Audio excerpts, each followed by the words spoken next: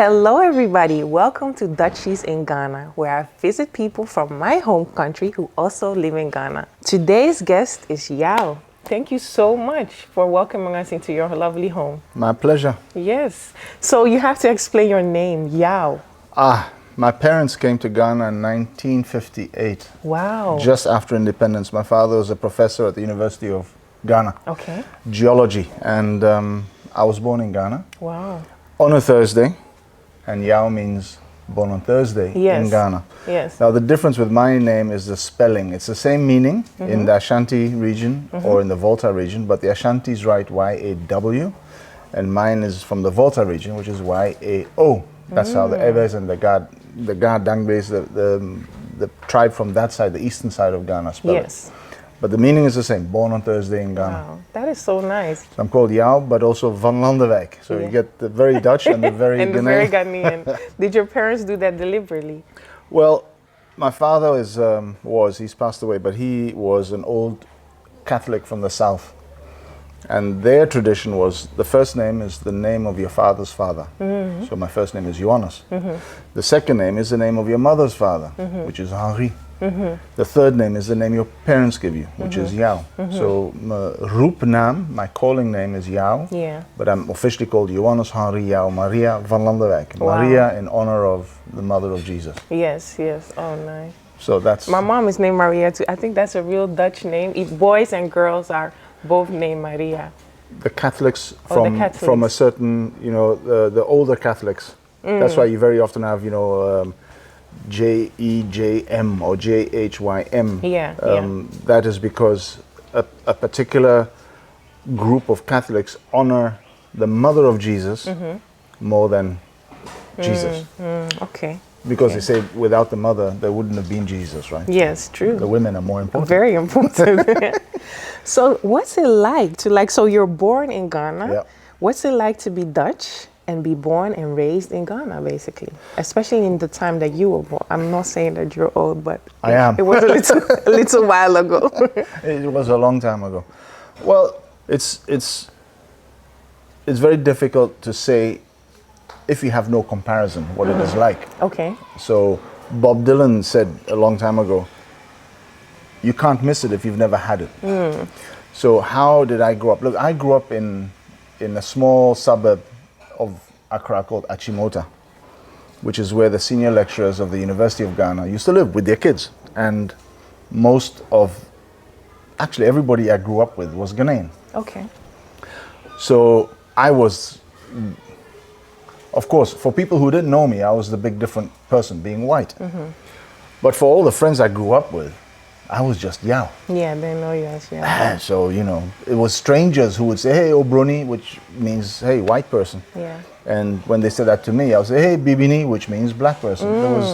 There was no racism. Do you speak local language? I used to when I was a kid, from 0 to 14, I spoke Ewe, which is where you grew up, yeah. Actually, no, because I grew up in Accra, which would have been Gan or Chui, but the settlement near our house, which is called Alogboshi, which still exists, was a village for refugees from Dahomey, which were all Ewes.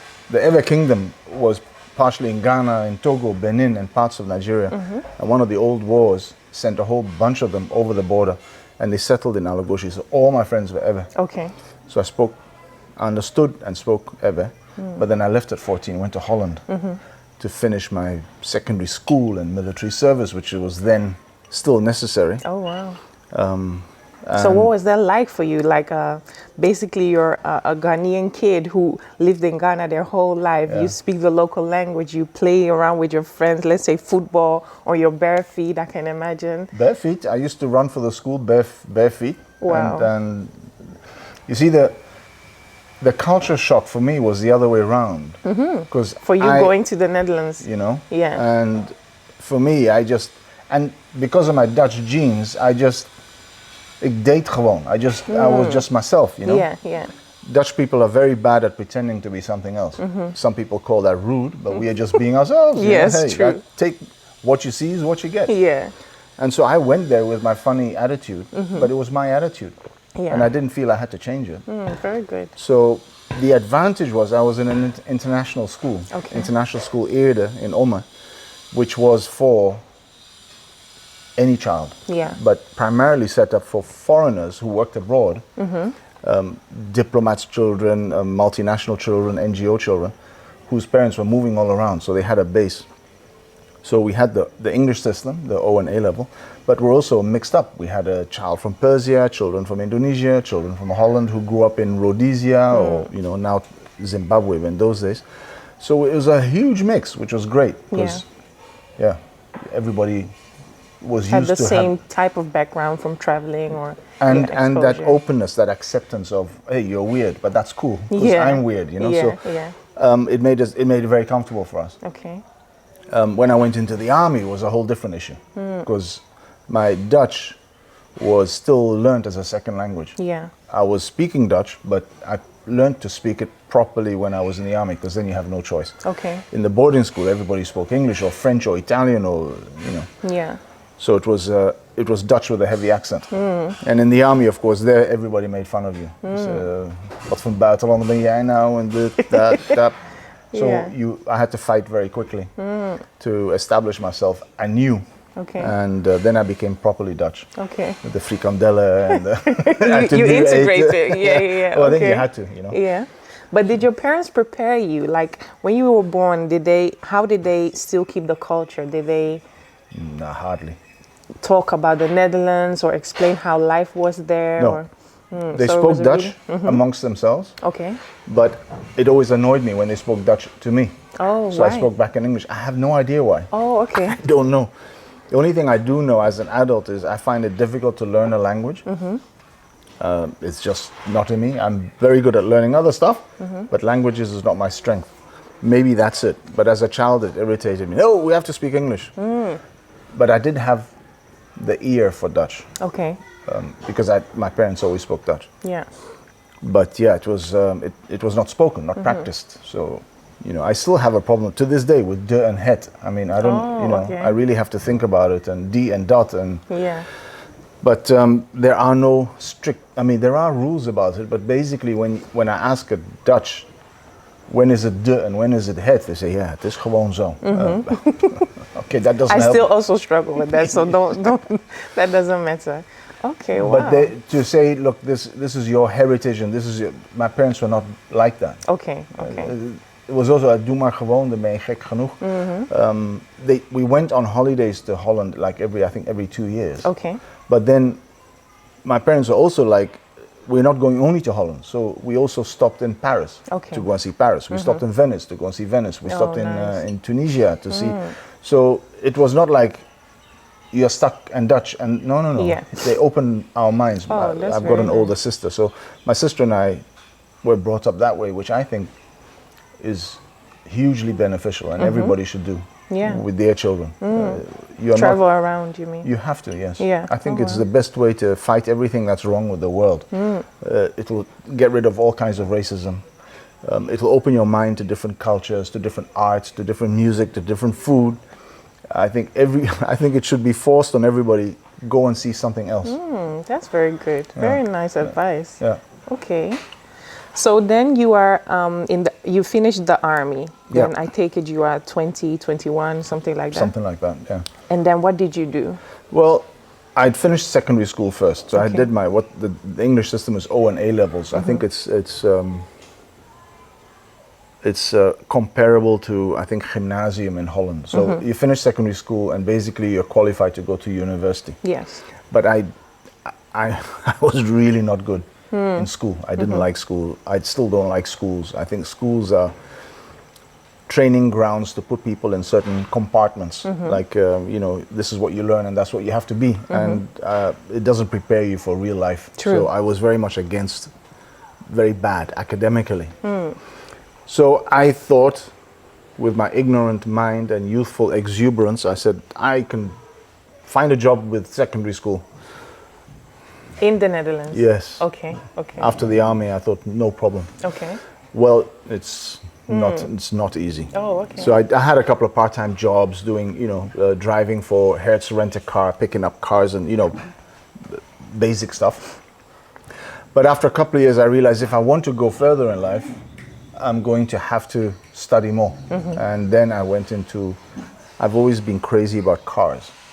My passion has been cars and racing and playing with cars. And my mother kept on saying, go to the IVA, this Instituut van Automobielhandel in Driebergen. Go to the IVA, that's the car school. I said, no, it's a school. You know, eigenwijs. But finally, there was an open day and we went there. And I fell in love with the place. Okay. And for the first time in my academic life, I was top of the class. Oh, nice. It was like, this is interesting. This is for you. Yeah, you found your thing. So I did that, and even before I graduated, I had 3 job offers. And oh, wow. Went into the car business in Holland for 3 years. Okay. But Ghana kept on pulling me. I can't give you a practical reason why, but it's just like, I was in a rush to leave Ghana in 1976 to go to Holland. Just to rewind, to put it in a bit of context, when I left in 76, Ghana was going through revolutions and there was shortages of food and it was a difficult time. Difficult time. My mom had already moved back to Holland. Okay. My sister was studying in university, so she was all right.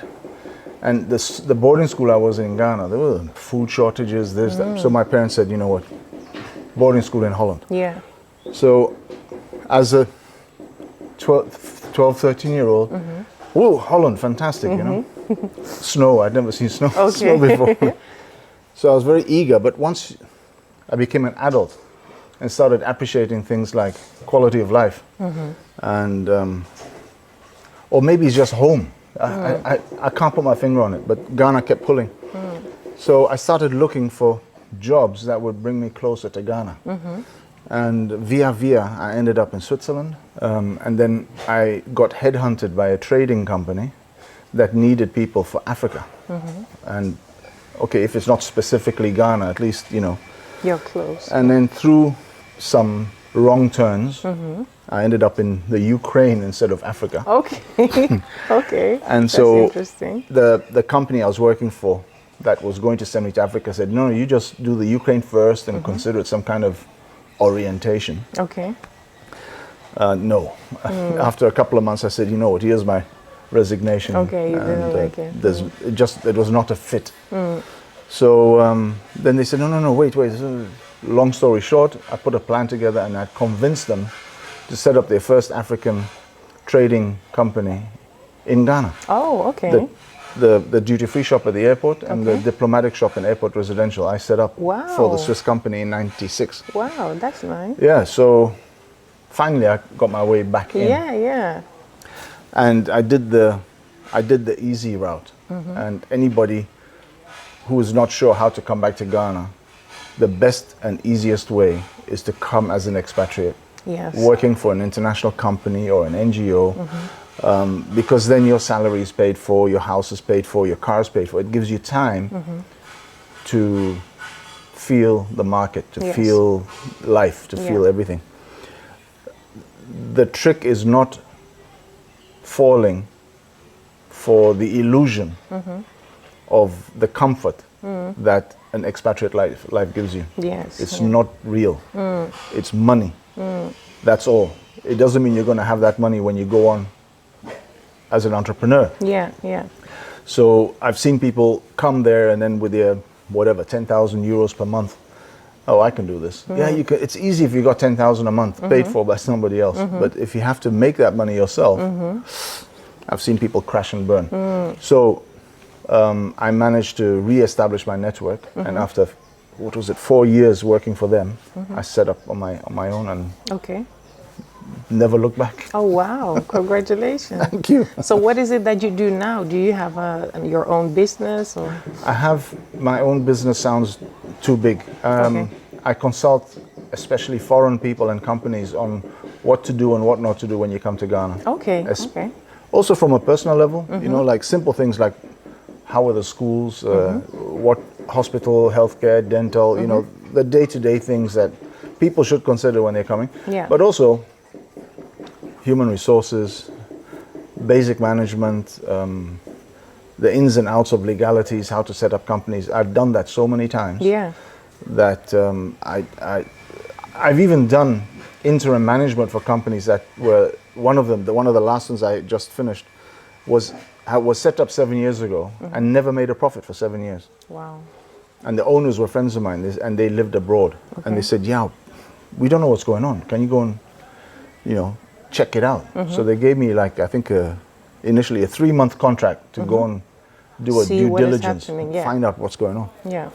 Within about a week, I said, hey, guys, this is exactly what's wrong, and you don't have to pay me for the rest, because this is just too easy. And they said, no, stay on, you run it for us. Yeah. And within 6 months, I turned it around and made a profit. Wow. Because there were very basic things that were missing in the business processes that did not take Ghana into consideration. Okay. And there's nothing wrong with Ghana from a business process point of view. It's just different. If you don't know that, you'll be hitting hard walls all the time. Yeah. So for example, one thing I did, and this is a company that's been making loss for 7 years, I doubled the salaries. Wow. And the shareholder said, hey, we're already making a loss, don't go and spend more. I said, wait, you've given me a job to do, let me do it. Turnover doubled. Wow. Profit tripled, because people were now motivated. Yeah. 1, they had somebody who cared for them. 2, they started feeling pride about the, if you don't pay Working people, they for- think yeah. that the company's broke. How are Yeah. you going to be proud of the company you work for if you have the feeling they're not successful? To be successful, you have to be part of a successful organization. So all those things added up, and in no time we were in profit, Wow. despite doubling costs. And Yeah. 2 months later, I doubled it again without their permission. And then it went really well. Okay. So wow. things like that. And their health insurance had never been paid Okay. because they were not making money. I said, it's a chicken and the egg. See, there's a lot of people saying that Ghanaians don't take responsibility. Ghanaian workers are the laziest. Ghanaian workers don't know how to do something. But like what you explained, it seems that proper management, proper care for your staff, proper pay could change that around. Okay, let me put it to you. If I paid you 100 euros a month, would you clean my house? No. It's too, yeah. You understand? Yeah, it's not enough. If I have somebody with a university degree working for me, it's not relevant if the degree is not relevant. He's got a university degree. He spent time and money to get that diploma. As a starting salary, I think he'd be lucky to get $1,000 a month. Lucky. What does a university degree holder in Holland get? Much more. Give me a figure. I think you start at 2. You start at 2. Yeah. So now you're expecting somebody to do the work for 2 people for half the salary is Yeah. basically what it is. Yeah, that is not So fair. 1 is motivation, but not motivation alone. 2 is relevant training. Relevant training. When I worked for UPS in Switzerland, I was hired as a trainee. I had 6 weeks of orientation, 6 weeks of training, where I was not productive at all. I was actually costing resources for the organization, but that's what they invested in me. 6 weeks of basic orientation, and then I had other courses I had to do in between my work. If you don't give adequate, relevant training, and then you don't back that up with proper motivation, which is not only money, but for example, health insurance, transport allowance, things that are not normal in Europe, but are very normal here, especially if you're paying them half the salary, then you have to give them. If you've got an employee who has to worry about how to pay hospital bills, how to pay school fees, how to pay the next meal, how do you expect him to now be working for you enthusiastically and with focus? Very fair, yeah. So, and of course, if you have the wrong person and you give him 10,000 euros a month, it still won't work. So first you have to know how to choose the right human resource. Then you have to make sure that the right human resource is capable of the job that you want him to do and capable of learning what you want to train him. And then adequate reward. I mean, a friend of mine told me once, we pay roughly 1/4 to 1/5 for professionals of what we would pay in Europe. Why would you expect the same performance if you're paying 1/5? Basically, you should either get 5 people to do that job, and if you look at the practicalities, when they say he's lazy, no, he's working adequate to what you're paying. True. And we also know one of the comments you just made is how fast your money finishes here. Ghana is expensive. Very. And you're paying so much less. Yeah. I mean, it's tough. Yeah, yeah. And then you have workers who have to pay 1 or 2 years rent in advance. So he has to take a loan. Yeah. That's another thing that is very unknown in Holland, to get a company loan. But in Ghana, it's standard. You have to be able to give loans and then take it off the salaries every month. Yeah, okay. Okay. There's a lot of knowledge there, I take Well, it. yes. And when I started doing consultancies, you see, when you know something, like you know how to breathe in and breathe out, so you don't even think about it. You do it subconsciously. I was doing all those things subconsciously. But when I started doing the consultancy, I realized, oh, that's the missing link. He or she doesn't realize the importance of giving a loan or giving. So I had to put all those things into writing, to in my mind, to make it understandable for the people I'm dealing with. Because I've dealt with people and they say, you've got to give this driver a loan. What a loan? Ridiculous. Let him go to the bank. He says he can't go to the bank because with his salary he won't qualify for the loan. And they're charging like 28% on his loan. So he will never be able to service it. All those things are part of the challenges of working and employing in Ghana. You have to know. And there are no booklets that tell you.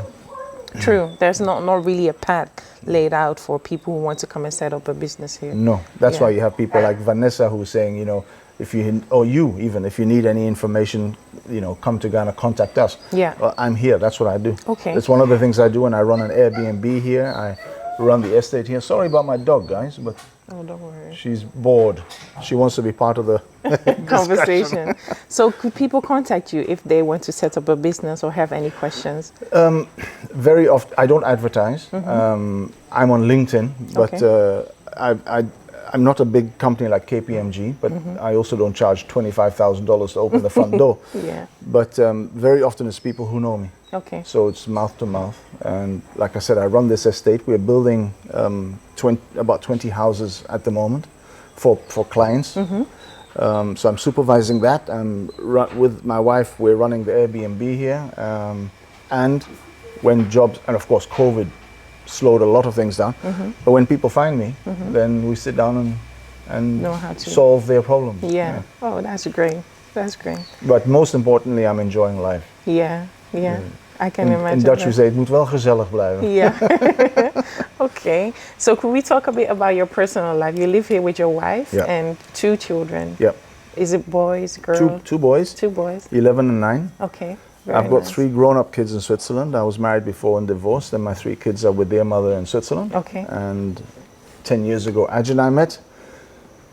12 years ago, sorry. Okay. I couldn't have met her 10 years ago if my older son is 11. So maths. Time is flying, gosh. No, 12 years ago I met Aj, and we've got Ian Young in Dutch, who's 11, and William, who's 9. Nice. So you raise your kids here in this beautiful house in Aburi. Exactly. In midst of the greenery. This is like my dream, to live in Ghana in this type of setting. Did you choose Aburi deliberately, or why not Achimota? Well, very good point. Achimota was like this when I was growing up. Oh, really? Absolutely. Wow. This is how I grew up. And North Ridge was like this in the 60s and 70s. Accra only started getting these horrible walls in the 70s and 80s. Okay. And before then, you could walk into each other's garden. Everybody knew each other. And, you know, it was one big family, extended family. Okay. And were the walls necessary? Can I say something politically incorrect? Yes, you can. The most paranoid people are often the biggest thieves. Yes, I get that. So with the downturn of the moral compass in any society, I'm not talking about Ghana alone, in any society, you see that people start putting up bigger walls, physically as well as mentally. So there are innocent people who had to build up walls because in the period of revolutions, there were times when it went a bit nuts. But for my father, for example, he lived in a compound like this, and throughout the 60s and 70s, and throughout the revolutions that we had, he never had an issue. It's also because he was working for the university. So the people that were chased were either the very rich foreign traders or the Ghanaians who were seen to have taken funny money, and suddenly were driving big Mercedes Benzes. So they were the enemy of the state. Okay. And so, but some of them were, for example, a judge whose wife maybe, let's say, worked for the United Nations, and they could afford a second-hand Mercedes Benz, and you know, for as a retirement present to himself, he did that. If somebody didn't know him, and you know, some crazed revolutionary said, "Hey, you're one of the, you know, crooked people who stole money," yeah, innocent people got hurt. So that could be one of the reasons some of the walls were built, but a lot of it was people trying to hide. But we grew up in Achimota like this, and so by pure confluence of occurrences, the owner of this place, who's a very good friend of mine from way back, had moved to Sierra Leone for his work. And he knew how I loved to come here just for the weekends. He even gave me the keys. He said, "Yeah, you'll enjoy it, you know." And at a certain point, we had a meeting in Accra, and he said, "Yeah, what can we do about Aburi? You know, the place is getting run down. Nobody's using it." And it was just 5 years ago, just when Airbnb started coming up. Okay. So I said, "Airbnb it, man. Yeah, so at least you'll get some money." Yeah. He said, "It won't work without a good host." Oh, that's very nice. So I went back home and I went to Aj, my wife, and I said, "Hey, you know, brilliant idea. We're going to run an Airbnb in Aburi." She says, "What? Me in the bush with the snakes and the scorpions? No way." I said, "Oh, damn, I didn't think about that." And she's really petrified of snakes. It's not just a healthy fear. She's really, you know. Yeah. So I didn't think about that. And I said, "Okay, you know what? Let's compromise. We'll go up for the weekend with the boys." She had never been. Okay. And I knew I loved the place, but that's not enough. She had to love it too. And by the way, she studied forest management. Oh, okay. That said, comes "Hey, in handy. forest?" Yeah. She said, "No, forest, snakes, no." But anyway, we came up here on I think on a Friday or a Saturday to spend the weekend. And as soon as the doors opened, the boys ran out into the garden, up the trees, running around. We didn't see them for 2 or 3 hours. Yeah. And coming from Accra, where you could not let your children run free because it's too busy or too dirty or too many mosquitoes or you know, taxi drivers driving too fast, there's not a relaxed moment. And here it was like, wow, freedom. Yeah. And the kids at a certain point were so funny. They knew that their mum was hesitant. They said, "Mom, it's okay. You go back to Accra. We are staying here with Daddy." Oh, that's funny. Oh. So she said, "Really?" So. But she fell in love with the place. Yeah. You have to realize it did not have the woman's touch when we came here. You see all these beautiful plants and flowers. Yeah. This place was bare. So for her to have seen that, to have had that vision is fantastic. So now she does plants as one of her businesses. She propagates them and sells them and plants them in the estate. But now when she goes to Accra, she's got a headache. She wants to come back. And she come back very quickly. Yeah. Oh, that's so nice. Yep. So nice. So where do you see yourself in, let's say, 5 or 10 years? Would you still be in Ghana? I don't see why not, unless it gets so much worse. But if I look at Europe nowadays, it's getting worse there. True, very true. So, you know, there were times when I would dream about, you know, having a nice little house in Portugal or something like that. But not under the circumstances under which they're living. I'd rather be here. Yeah, I think so too. Yeah. So no, I mean, I don't have roots, right? So when I lived in Holland, I was comfortable. When I lived in Switzerland, I was comfortable. When I live here, I'm comfortable. Yeah. But it doesn't mean I can't move. Yeah. I'm comfortable here, but I'm not anchored here. So if something comes up and I don't have to, but something comes up I love Portugal, I love Italy. Northern Europe is too cold for me. I don't like the winters, man. No. But I don't see why not. If the circumstances are right, sure. But Ghana is always going to be like, you know, it's always going to be my home. But it doesn't mean I have to. It doesn't mean I'm stuck here. Yeah, Ghana is home. But with the current circumstances, I'm better off here. You're good here, yes. I can imagine. Yeah. So that brings me to my last question. My question would be, do you consider yourself Ghanaian or Dutch? But I think you consider yourself a world citizen, if I may. Without wanting to sound arrogant, in the past, jokingly, after a couple of beers, I said I'm a cosmopolitan. Okay. But without trying to put extra weight on it. I've lived, that's not very fair, but I've spent a long period of time in Canada and America. I felt perfectly at home there. I've visited so many countries, but of course it's not fair to say I feel comfortable in France because I've been there. But I did. I actually lived and worked in Switzerland for 7 years. I loved it. Wow. I've lived and worked in Holland for 10 years. I loved it, apart from the winters. But I've lived and worked here by far the longest. I love it, with its frustrations. Yeah. But if somebody asks me, you know, why do you like Ghana, for example? I was asked that question a long time ago by a journalist. And I was always a very strong ambassador for Ghana. Come to Ghana, business and investment and life. But when somebody said why, I said, I don't know, because I like it. But that's, you know, difficult for somebody else to explain. But I just come back from Switzerland, and I was flying with Lufthansa, and I had to change my flight. So you dial a number, you know, 0800 Für Deutsch wählen Sie 1, pour le français choisir le 2, for English 3. Okay. For reservations, press 1. For this, press 2. So I was pressing buttons for like 45 minutes, and I couldn't get an operator. So at a certain point, I just got so frustrated, I drove to the airport and talked to a human being and got it done like in 2 minutes. Yeah. And then the coin suddenly dropped. When I'm in Ghana, I know the lady at Lufthansa. I have her mobile number. So I call her.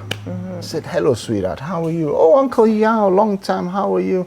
What's the problem? Bloop, it's done. I know somebody at KLM. I know somebody at BA. I know them. Yeah. It's human relationships. Yeah. In Europe, you're fighting with a machine. Yeah. And you can't you can't speak with a human. And I've never heard of somebody winning a discussion with a machine. But you can win a discussion with a human being, or lose, but at least you know where you stand. Yeah. With the machine, you're pressing buttons. Yeah.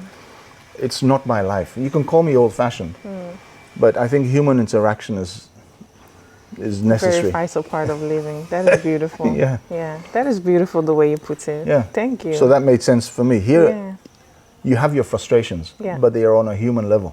You're not fighting a machine or a system. We are still on that. I don't know if it'll change. Maybe Europe will wake up and say, look, we tried this with the machines and it's not really good for us. When I go back to Europe now, and I sit on a train or a tram or something like that, everybody's like this. And when I say, hey, good morning, they look at me like I'm crazy. Like, oh, what sickness does he have? Yeah. And that I find a pity. I grew up, you know, in town, everywhere in town. Hey, good morning. Oh, good afternoon. How are you? You know, I think it's nice. It is. Yeah. I think that's also something I will miss the most about Ghana. Yeah. The human interaction and the feel. Yeah. Because even if it is frustrating, you can sit down and talk. Yes. And say, hey, we have a problem. Yeah. How are we going to fix it? Yeah. You know, and in Europe, it's all automated now. Yeah. Thank you very much for having us, Yao. It's my pleasure. This was a wonderful conversation. I hope you liked the video. Make sure you like and subscribe to the channel. See you in my next visit. Bye. Bye.